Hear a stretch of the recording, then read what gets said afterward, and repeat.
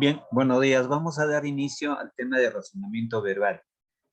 Ahora está programado el tema sobre lo que es la idea principal y las secundarias o ideas auxiliares también, pero tiene que tener relación con el título, tema, la idea principal y las auxiliares. Entonces veamos en qué consiste la idea principal. Bien, todo texto corresponde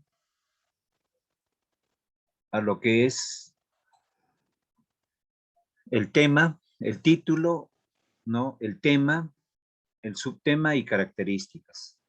O específicamente tenemos la idea principal, ideas auxiliares. Lo que vamos a ver solamente es idea principal, ideas auxiliares. Algunos textos no tienen título, entonces uno tiene que deducir. Entonces veamos en qué consiste una idea principal. Bien, entonces una idea principal, las ideas principales son las que expresan información básica para el desarrollo del tema, mientras que las ideas secundarias expresan detalles o aspectos derivados del tema principal. Estas ideas sirven para ampliar, demostrar o ejemplificar una idea principal. Ahora, las ideas auxiliares. Las ideas auxiliares o secundarias, o también conocidas como complementarias, son aquellas ideas que se disgregan de la idea principal. ¿De acuerdo? Entonces, ¿cuáles son las características de la idea principal?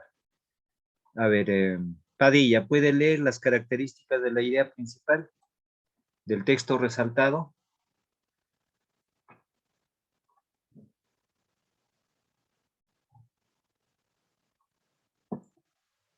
Díaz. Sí, profe. A ver, lea las características de la idea principal. ¿Está resaltado? ¿Visualiza? Sí, profe. A ver, empecemos. Las ideas se expresan a través de oraciones con verbo conjugado. Las ideas secundarias son aquellas que expresan información específica respecto a lo que se afirma en la idea principal. Estas tienen como finalidad ampliar, explicar o complementar la información dada por la idea principal. Muy bien. Ahora veamos las ideas auxiliares. Las ideas auxiliares expresan, auxiliares o secundarias son aquellas ideas que se disgregan de la idea principal. Disgregar es separarse, ¿no? Separar. Características. A ver, Tupa, lea las características de las ideas auxiliares o secundarias, o complementarias o accesorias. Profesor, no está Tupa. No está Tupa. A ver, Alarco. Sí, profesor. El texto resaltado, las características de las ideas auxiliares. Lea. Presentan ideas de menor importancia y son complementarios a la principal. Crecen en autonomía y son dependientes de la idea principal. Su ausencia no presenta consecuencia en el entendimiento del texto. Muy bien. Entonces, estamos en el caso de las ideas principales. Entonces, el tema de ahora gira sobre idea principal, ideas auxiliares. Bien, retomemos algo acá. Entonces, por ejemplo, los textos tienen título, tema y subtema. No necesariamente esto tiene relación con la idea principal y las ideas auxiliares. Hay textos que tienen el título. ¿Qué es el título? El título es una frase que representa el tema tratado en un texto. Generalmente sugiere información preliminar acerca de qué o de quién habla el autor. Este es independiente del primer párrafo. Asimismo, coincide con el tema cuando el texto es expositivo y en ocasiones cuando es literario. Característica, responde a la pregunta, ¿cuál es la frase que resume mejor el contenido del texto? Es sencillo y preciso y generalmente es una frase nominal sin verbo.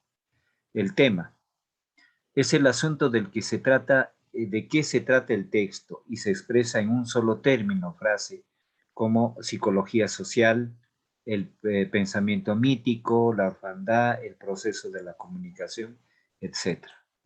Bien, eh, responde a las preguntas de qué se trata el texto, cuál es el asunto del texto, es una frase nominal o enunciado sin verbo conjugado. ¿Bien? Y a veces una sola palabra no afirma o niega algo, solo se expone. Características. El tema responde a las preguntas. ¿De qué se trata el texto? ¿Cuál es el asunto del texto? Una frase nominal o enunciado sin verbo conjugado y a veces una sola palabra no afirma o niega algo, solo afirma. Ahora, ¿cuáles son los subtemas? Bien, el subtema es una derivación del tema, pero está mucho más delimitado. Así se toma más específico a medida que se desarrolla el tema. El subtema se remite a una parte o un párrafo del texto. Por otro lado, es evidente que el tema esté presente en cada uno de los subtemas. Características de los subtemas se expresan en subtítulos. Bien, entonces, desde luego, pues que el tema de hoy corresponde a idea principal, ideas auxiliares. Lo que hemos visto en la diapositiva anterior corresponde al título, al tema y subtema. Bien, entonces, no necesariamente el tema tiene que ser la idea principal. No, el tema es en sentido global de qué trata el texto. Bien, la idea principal, no, dice, las ideas se expresan a través de oraciones con verbo conjugado. En cambio, el tema no. Bien, ahora, las ideas auxiliares o secundarias son aquellas ideas que se disgregan de la idea principal. Bien, entonces, desde luego, acá están sus propias características. Buenos días, profesor. Disculpe Buenos la días. tardanza. Bien, no se preocupe. Acá tenemos un texto, el grafeno. Este es un nuevo material bidimensional de características únicas que podría revolucionar los dispositivos electrónicos en pocos años. Es una estructura laminar plena, de un átomo de grosor, compuestas por átomos de carbono en forma de panal de abeja. Conduce a cambios de temperatura y la electricidad. Tiene alta elasticidad, enorme resistencia, es relativamente barato y poco contaminante. Bien, entonces,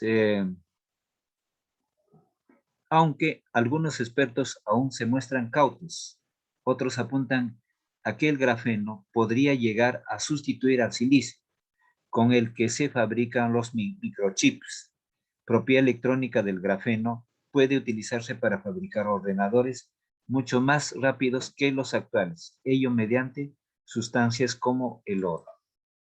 Bien, entonces, si aquí, por ejemplo, tenemos un título del texto, pero hay textos que no tienen título, uno tiene que deducir por inferencia. Acá tiene el título. Entonces, aquí, por ejemplo, ¿cuál es el tema? El tema es el grafeno y sus características y propiedades frente al silicio. Nada más es el tema, pero no es la idea principal. La idea principal es con un verbo conjugado. Entonces, ¿cuáles son las principales características del grafeno? Bueno, estas son preguntas ya sobre el texto, pero no de la idea principal, ¿no? Entonces, en idea principal diría, el grafeno posee propiedades similares o parecidas a silicio. O el grafeno revoluciona frente a las propiedades del silicio. Esa es la idea principal. El tema con la idea principal no son iguales, solo son parecidos. Una diferencia, el tema está sin verbo, el grafeno y sus propiedades. O también puede ser el grafeno en relación al silicio, ese es el tema.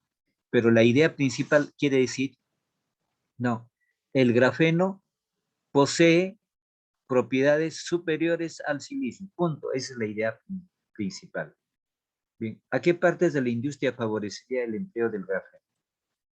El empleo del grafeno favorecería al campo de la informática, de las computadoras, porque todo instrumento que utiliza el hombre está en función a las computadoras, todo está computarizado ahora, las refrigeradoras, lavadoras, los automóviles, todo, aún las tarjetas, ¿no? De crédito, todo está informatizado mediante microchips o chips simplemente. Bien, entonces de acá podemos sí deducir las ideas auxiliares, complementaria. A ver, este es un nuevo material bidimensional de características únicas que podría revolucionar los dispositivos electrónicos en pocos años. Es una estructura laminar de un átomo de grosor, no por átomos en forma de panal de abeja. Conduce a los cambios de temperatura y tiene alta elasticidad, enorme resistencia. Entonces, una primera idea auxiliar sería las características, ¿no?, que posee el grafeno, ¿no? Entonces, luego, el grafeno posee propiedades superiores al silicio. Y tercera idea auxiliar sería el grafeno y el silicio en comparación en estudios de los científicos o investigadores. Y una cuarta y última idea sería el grafeno dentro de el grafeno como producto importante sirve en el campo o servirá en el campo de la informática o de los microchips. Ya con esto estoy dando la idea de lo que es idea principal, ideas auxiliares, a diferencia de lo que es el título, tema y subtema. Bien, algo relativo. Bien, ahora sí pasemos a la diapositiva, a la separata. Dice lo siguiente.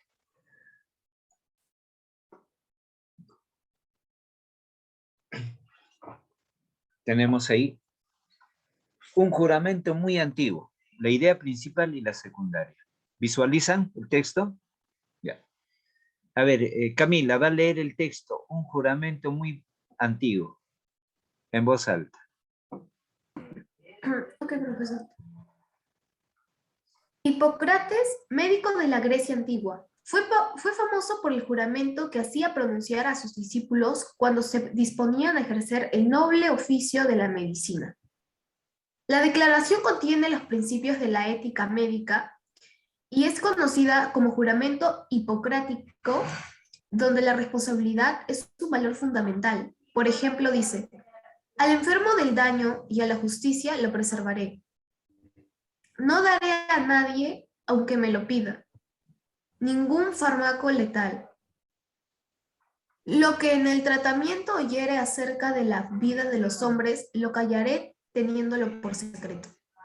Actualmente pronuncian este juramento quienes se gradúan como profesionales de la salud: médicos, enfermeros, odontólogos, fisioterapeutas, paramédicos, entre otros.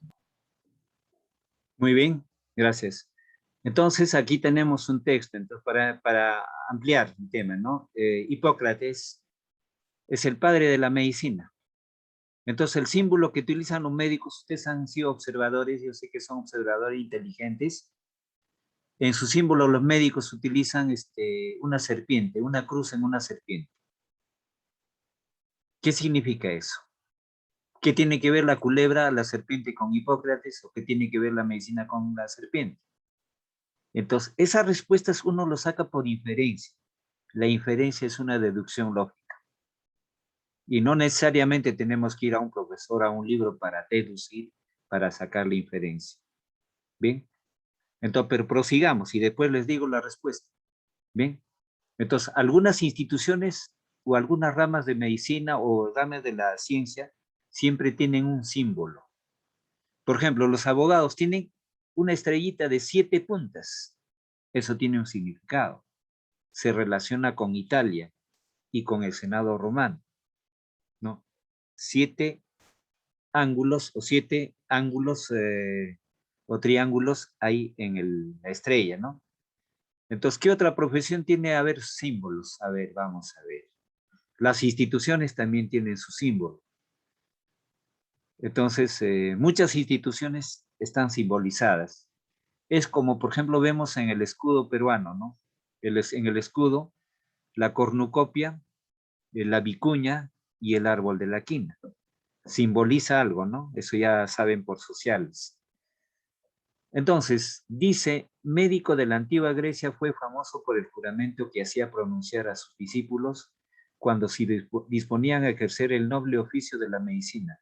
La declaración contiene los principios de la ética médica y es conocida como juramento hipocrático, donde la responsabilidad es un valor fundamental. Por ejemplo, dice, al enfermo del daño y la justicia lo preservaré. No daré a nadie, aunque me lo pida, ningún fármaco letal, lo que en el tratamiento oyere acerca de la vida de los hombres. Lo callaré teniéndolo por secreto. Dice, lo que en el tratamiento oyere acerca de la vida de los hombres, lo callaré teniendo por secreto. Actualmente pronuncian este juramento quienes se gradúan como profesionales de la salud, médicos, enfermeros, odontólogos, fisioterapeutas, paramédicos, entre otros. Entonces, es muy interesante. Entonces, la profesión de los médicos actualmente tiene ética. Entonces, pero esa ética muchas veces no se respeta, como dijo Hipócrates. No se respeta, va en función a los intereses personales, ¿no? Entonces, por ejemplo, cuando un familiar se va a operar, los familiares que están presentes cerca a su enfermo, los médicos hacen firmar un documento. Y dice en el documento, si después de la intervención quirúrgica de la operación no sale en buenas condiciones su familiar, no será responsabilidad de nuestras manos. Entonces van como Pilatos, se lavan las manos. Desde luego, ¿no? Y uno fallece, entonces ellos están exentos o separados de la ley. ¿Bien? Entonces, porque son puntos de interés que también, pero sí, desde luego que los médicos siempre cultivan la ética. ¿Y qué es la ética? La ética es el principio moral de respeto a tu profesión en función a las buenas costumbres y el respeto a la sociedad y al hombre. Esa es la ética. Por ejemplo, les digo, en el magisterio, en el profesorado no hay ética. No hay ética. Digo una verdad, no ataco mi profesión, pero digo una verdad. No, en los profesores no hay ética generalmente. No, si alguien comete un error, el otro profesor lo hizo, él lo hizo. En los médicos no. Si un médico se equivoca o le ha puesto más anestesia al enfermo y muere, el otro médico, por ética médica, por esta palabra ética, se tiene que callar. Y si muere por responsabilidad el enfermo, no le atacan a ese médico. De ellos están conservando siempre la ética, pero no siempre, como dijo Hipócrates, sino también en función a sus intereses personales. Entonces, ya desde el punto de vista de su interés personal, ya se rompe con este esquema de lo que dijo Hipócrates. Bien, durante la pandemia, un médico, por ejemplo, del Seguro Social allá del Hospital del Empleado, de Jesús María, abandonaba a los enfermos en el COVID y se iba con su carro para trabajar en las clínicas. Entonces, ¿dónde está esa ética? Pues son intereses personales. Bien, esa es una ampliación de lo que es un texto. Siempre un texto, siempre hay que ampliar, hay que decirlo, hay que relacionar con otros textos, y entonces un texto es para interpretar, analizar, deducir y lanzar las inferencias. Entonces la pregunta es, ¿en qué consiste el juramento hipocrático? Respondemos. El juramento hipocrático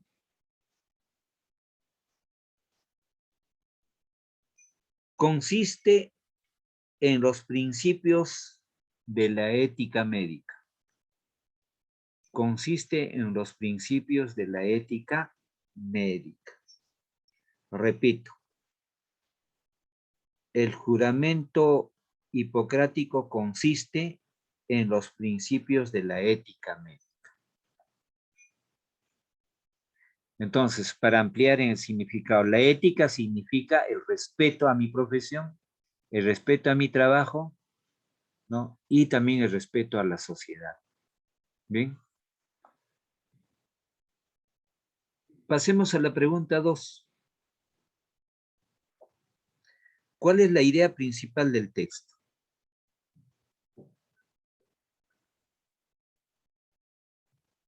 Bien. Aquí en este texto se está hablando de Hipócrates, está hablando de la ética médica, de la juramentación que se está haciendo. Entonces, la idea principal es la vigencia, con V, la vigencia del juramento hipocrático. La vigencia del juramento hipocrático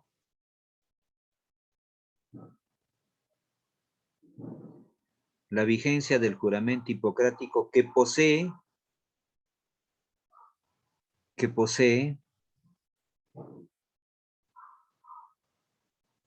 el principio de ética. El principio de ética. Pero nuevamente, la palabra ética tiene varios significados, ¿no? La ética es la identidad que tiene uno con su profesión, con su persona. Por ejemplo, los hijos tienen una ética a los padres. ¿En qué consiste esa ética? Respetarlos, están en coherencia en sus ideas, ¿no? Aunque no aceptándolas. Nadie puede hablar mal de su papá y de su mamá. Si un hijo habla mal de su papá, habla mal de su mamá, ya no tiene ética. Entonces, en palabras sencillas, la ética significa la identidad que tienes con tu padre, con tu institución, con tu colegio o con tu centro de trabajo. Esa es la ética. Bien, entonces la palabra ética entendido como identidad, sentimiento, cariño, sobre eso. Entonces, en la idea principal es la vigencia del juramento hipocrático, no como un principio de ética. Te estoy explicando lo que significa la ética. Bien, 3. ¿Consideras que la ética es importante para ejercer una profesión? Por supuesto, respondemos. Por supuesto que es importante la ética para ejercer una profesión. Una profesión. Punto y coma. Por supuesto que es importante para ejercer una profesión. Punto y coma. ¿A razón de qué? A razón de que es una actitud de respeto. A razón de que es una actitud de respeto. Coma, identidad. Identidad a la profesión y a la misma persona. A la profesión y a la misma persona, etc. Bien. Lee el texto con atención y luego responde. Espagueti a lo Alfredo, dice, ¿no? Entonces, este es un texto informativo, ¿no? Ingredientes: una yema de huevo, 400 gramos de espagueti, 200 gramos de crema de leche, 200 gramos de jamón picado, un cuarto de taza de queso parmesano tallado, sal y pimienta blanca, un cuarto de cucharada de nuez moscada, una cucharada de mantequilla. Procedimiento: poner al fuego una olla con agua suficiente para cocer la pasta.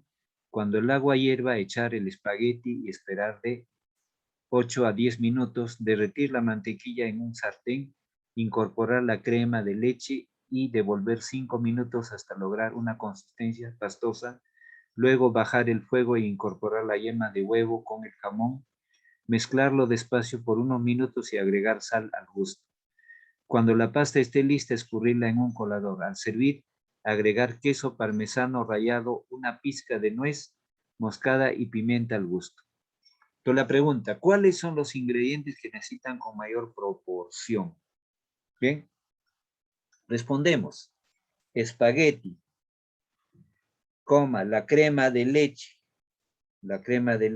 y el jamón picado. En mayor proporción eso debe ir. 2, la pregunta 2. ¿Por qué consideran que el tiempo máximo de cocción del espagueti es de 10 minutos? Entonces, de acuerdo a la experiencia en el arte culinario, de acuerdo a la experiencia, respondemos, de acuerdo a la experiencia en el arte culinario. Punto y coma.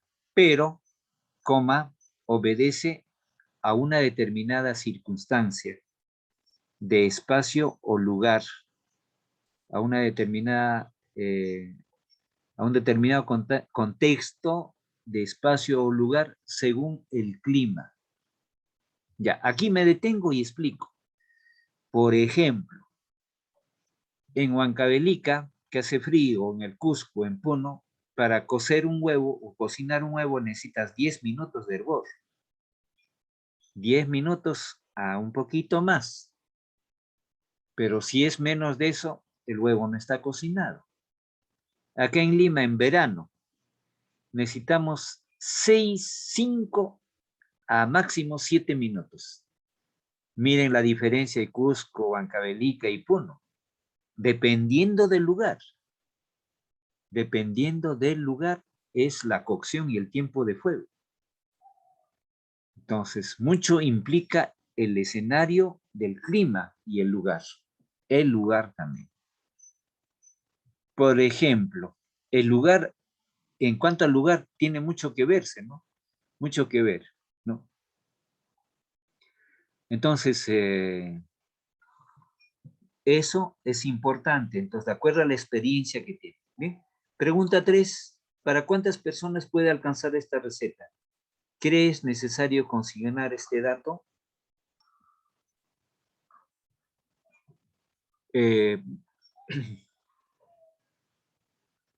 La receta puede servir para 5 o 7 personas. Punto y coma, dependiendo del tamaño de la porción. Dependiendo del tamaño de la porción. Cuando dicen la pregunta, ¿para cuántas personas puede alcanzar esta receta? Es importante el tamaño que se le asigne a una persona. Por ejemplo, si corta mayor proporción, para 3 personas será mayor volumen. Si reduce la proporción, también será más porciones y abarcará para más personas. Ahora dice, ¿crees necesario consignar este dato? Claro, es importante. También por experiencia se sabe para un número de personas se va a preparar un determinado postre o un determinado platillo. Importante porque en una reunión social se sabe cuántas personas van a venir y no se va a dar también exacto. Y si el invitado trae otra persona, entonces es importante de que cuando se prepare un platillo ya se prevea para cuántas personas va a alcanzar. Es importante la cantidad utilizada de ingredientes en relación al número de personas. Es importante, muy importante. Vamos al texto 2. A ver, Padilla va a leer el texto 2. El texto resaltado. Ok, profesor. En voz alta. Actualmente son cada vez más numerosas las aplicaciones de la radiactividad, la arqueología, la geología y la antropología. Emplean métodos de datación de objetos y sucesos históricos, utilizando el carbono 14 que permite precisar una edad para los acontecimientos que describen la historia de la Tierra, el clima y los seres vivos que la habitaron. En biología, numerosos adelantos desarrollados durante la segunda mitad del siglo Siglo XX. del siglo XX están vinculados al uso de la radiactividad, destacándose el funcionamiento del genoma humano y de otros animales, el metabolismo celular y la transmisión de... A ver, un momentito, se ha ido la fuente. A ver, unos segundos. Un segundo, Padilla, un segundo. Ahorita nuevamente rescato el texto.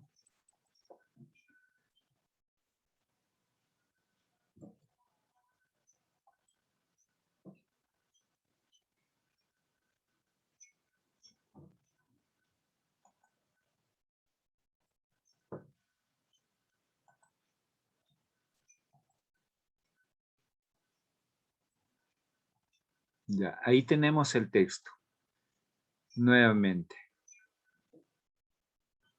Ya, prosiga. profesor, un poco ahora. Ya, profesor. y la transmisión de mensajes químicos en el organismo. En medicina es usada como método de diagnóstico y curación. Sirve para entender cómo funciona el cerebro y qué acción realizan.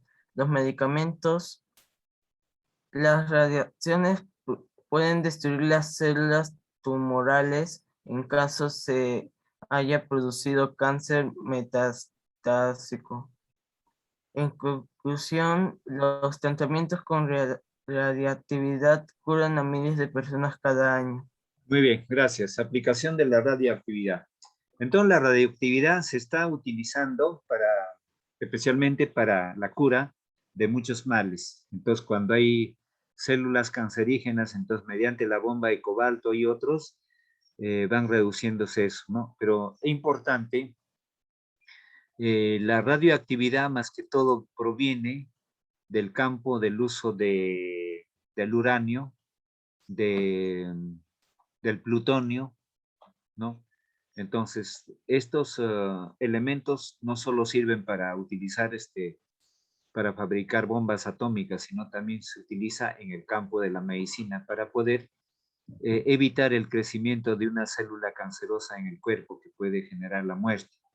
Pero acá dice la arqueología, la geología y la antropología emplean métodos de adaptación de objetos y sucesos históricos utilizando el carbono 14 que permite precisar una edad para los acontecimientos que escribe la historia de la Tierra.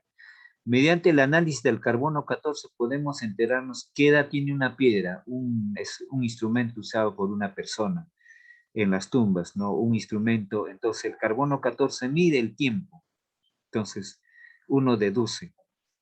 Entonces, también dice, en biología, numerosos adelantos desarrollados durante la segunda mitad del siglo XX están vinculados al uso de radioactividad, destacándose el funcionamiento del genoma humano. La radioactividad se manifiesta en el uso del uranio, del plutonio o del cesio 123.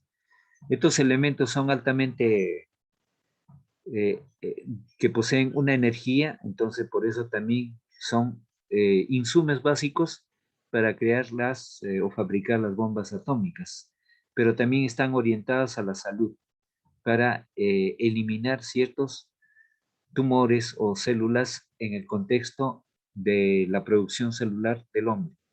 Entonces el metabolismo celular o la transmisión de mensajes químicos en el organismo. En medicina es usado como método de diagnóstico y curación. Sirve para entender cómo funciona el cerebro y qué acción realizan los medicamentos.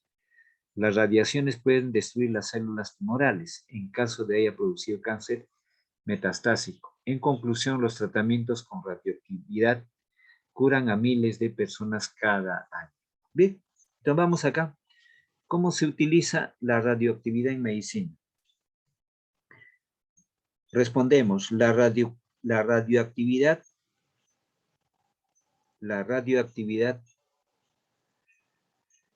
se usa como método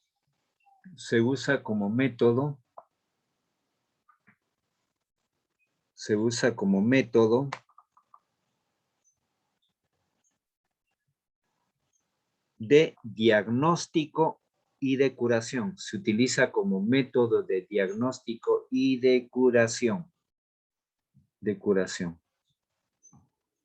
Dos, ¿qué relación existe entre la antropología y la radioactividad? ¿Qué estudia la antropología? La antropología es el estudio del hombre por el hombre. Es una profesión, es una carrera universitaria. Antro es hombre, pología es tratamiento. Entonces, el estudio de la cultura del hombre. Entonces, ahí respondemos. En antropología, como la radioactividad se emplea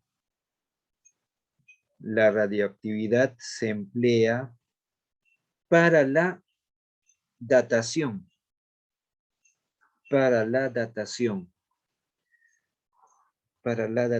de objetos,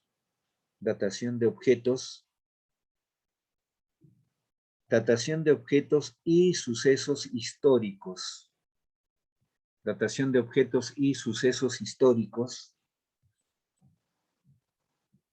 Utilizando el carbono 14. Carbono 14. ¿Bien? Dice, 3. Analiza y marca la alternativa que contiene la idea principal. Lo tenemos ahí. La importancia del carbono 14 en la antropología, los perjuicios de la radioactividad y su relación con la ciencia, la aplicación de la radioactividad en las ramas de la ciencia, los tratamientos basados en la radioactividad. Entonces, la respuesta es ahí, la aplicación de la radioactividad en las ramas de la ciencia. Entonces, siguiente pregunta. ¿Cuál es la intención del autor? La intención del autor es comunicarnos. La intención del autor es comunicarnos sobre el avance científico,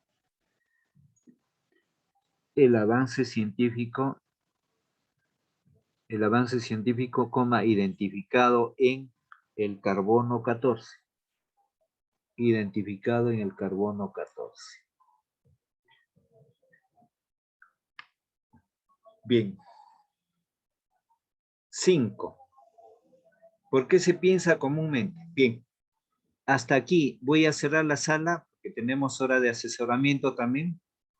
Entonces, para poder programar los materiales para el siguiente grado. Entonces, nos encontramos en la próxima hora de la hora de asesoramiento.